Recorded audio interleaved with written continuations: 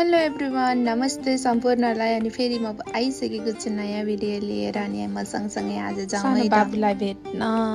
अहिले स्कुलहरू छुट्टी हो, समर भ्याकेसन भएको भएर। अनि हेरी लाइफ भने एकदम बिजी छ। सबै साथीहरूले यही बिजीमा भए पनि घुम्न जाऊँ भन्दै थियो, तर म भने तिनीहरूलाई इन्कार गरेर बाबुसँग खेल्न जाँदैछु।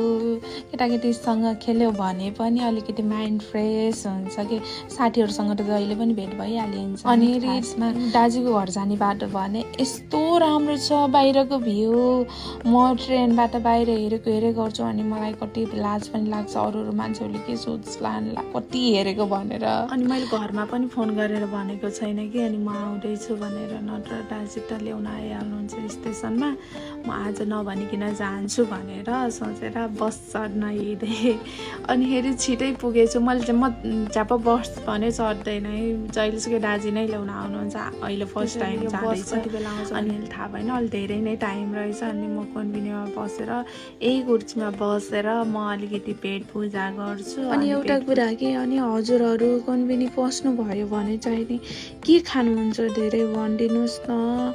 म त खानेकुरा नै देख्दिनँ कि, जहिलेसुकै त्यही चिकन, फ्यामिली चिकन बाहेक अरू केही पनि देख्दैन। अनि हेरी म त्यति खाएर के निस्केको थिएँ, मान्छेहरूको त लाइन भइसकेको। अनि म हिँडेँ मेरै गन्तव्यतर्फ सबैभन्दा लास्टमा उभिन।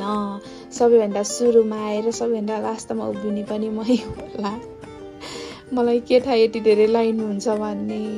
अनि यहाँको रुल्स चाहिँ नै अलिकति भिडियोहरू जहाँ पाइ त्यही बनाउन चाहिँ नि मिल्दैन, त्यही भएर मैले बन्द गरेँ। ल अब म झर्छु एक्कासी।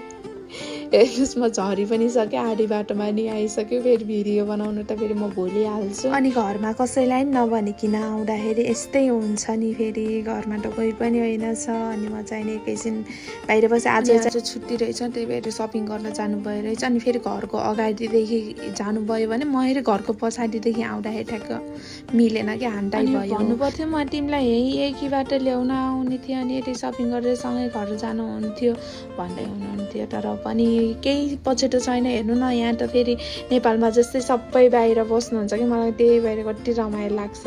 अनि आइसक्नु भयो। अनि मेरो बाबु पनि आयो है, पुलुङ पुलुङ पुलुङ पुलुङ आउँदैछिन् मेरो बेबी। अनि हेरी हामी चाहिँ नि बेबीलाई बोकेर हामी घरमा जान्छौँ। कस्तो ठक्कै लागेर होला, लुपुक्क परेको छ। अनि हेर्नु न, यो सुइखा छ नि, यो हाम्रै बारीमा चाहिँ फलेको सुइखा हो है, कस्तो मिठो छ। म के गर्न आएको भन्दा मेन कुरो, म यस्तै यो भटाभुङ्ग पार्न आएको हो, यस्तै खेल्न। अनि यही गरिसकेपछि मेरो मन शान्ति भयो र यति गफ गर्दै मेरो भिडियो यही अन्तिम गर्न चाहन्छु। हस् त, धन्यवाद, बाई बाई।